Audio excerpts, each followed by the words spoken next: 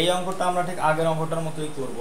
X to the power x equal to 4 এর উপরে 32। তাহলে এটাকে যদি আমরা সমাধান করি, এখান থেকে আমাদের এক্স এর যে মানটা সেটাই আমাদের বের করতে হবে।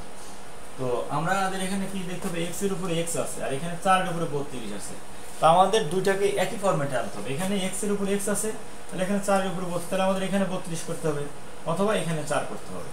নিচে 32 হলে তাহলে 32 এর উপরে 32, অথবা উপরে যদি 4 হয় তাহলে 4 এর উপরে 4, দুটো আমাদের একই হতে হবে।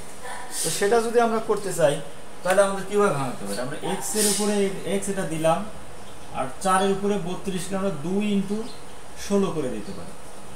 এতে করে কি হবে, x to the power x আমরা লিখবো আর এই 2 আর 4 তাহলে কি 4 4 এ 16, তার উপরে আমাদের আরেকটা 16 আছে। তাহলে কিন্তু আমরা যেটা চাইছিলাম যে উপরে এবং নিচে আমরা মিলাবো, তাহলে আমাদের উপরে x এর উপরে x হয়েছে, এখানে 16 এর উপরে 16 হয়েছে। তো আমরা কি জানি, y to the power y equal to n to the power n হলে y ইকুয়াল টু n হয় এবং n greater than or 1, greater than or equal to 1 হয়।